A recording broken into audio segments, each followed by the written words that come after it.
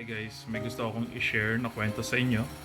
Ito yung kwento kung saan paano tayo nagsimula. Paano nagsimula ang baratong clothing trading, paano nagsimula ang katkat.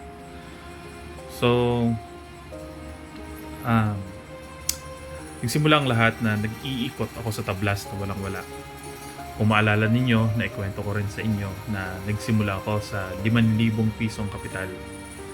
At sa kapital na yon ay nagsimula tayo ng napaka-humble sa gilid ng kalsada.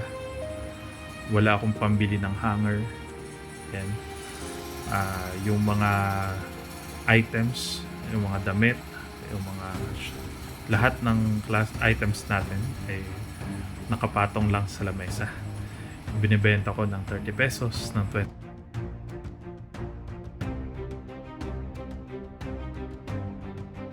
pesos, ng 10 pesos. Nagsimula akong magnegosyong ulit na dala-dala na yung mga values at skills, no, na kinakailangan ng isang negosyante. At halos na ituro ko na rin sa inyo yung ilan. Isa sa mga tinuro ko sa inyo sa sales, kung maalala ninyo yung sales natin, although ginamitan siya ng AI, pero andun pa rin yung aking personal touch. Kung hindi naman sa pagmamayabang, and simula pa po pagkabata ay nagbebenta na ako. Nagbebenta ako ng ice candy, ng mga candy, ng mga merienda. Nag-high school ako, nagbebenta ako ng barbecue, nagbebenta ako sa gilid ng kalsada ng tulang. Kaya dala-dala ko, kumbaga, hasa na ako sa pagbebenta, sa pagharap sa tao. At yun yung bagay na na-share ko sa inyo. So, bakit ko ikinukwento ang bagay na to sa inyo? Kasi, hindi lang yon yung isa sa mga values na meron ako nung nagsimula pa lang. At ikinukwento ko ito dahil ito yung mga core values na meron ang shop, no, na dapat i-uphold ng bawat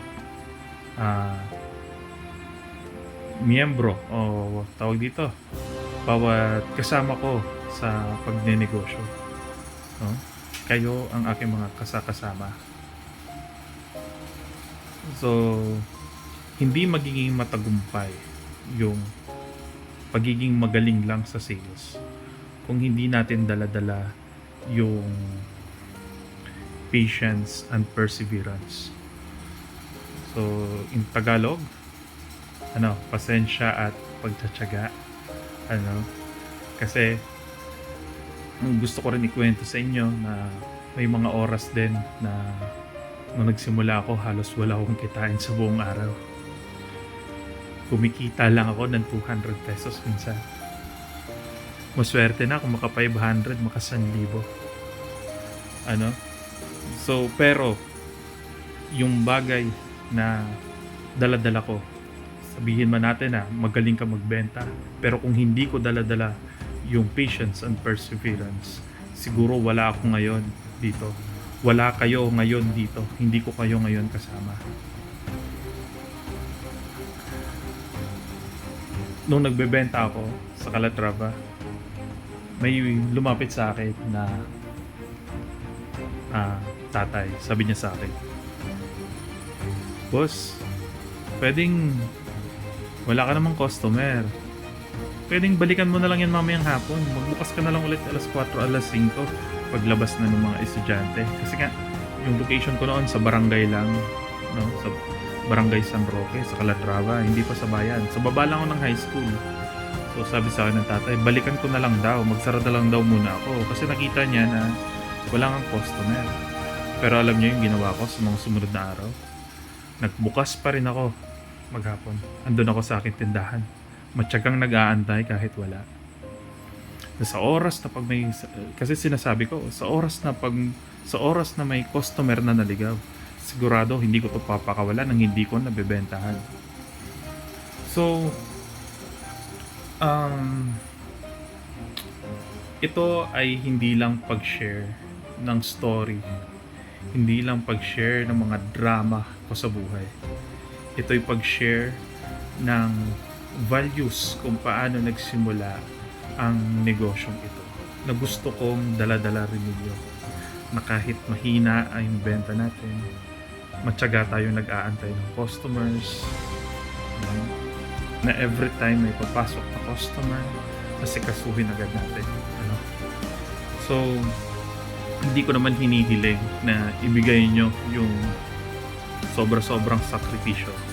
Ang hinihingi ko lang ay magawa ninyo ng maayos ang inyong trabaho na ibinigay sa inyo, no? Kasi ang tanging gagawin nyo lang yung mga bagay na itinuro ko sa inyo. Yung ibang bagay na hindi na ninyo saklaw, kung mapamarketing man o kung ano pang bagay, no? Kasi important yung marketing. Ako nang gagawa niya, no? Pero kailangan ko kayo na kailangan ko ng inyong kooperasyon. Tulungan niyo ako na may ahon natin itong mga negosyo natin, ano?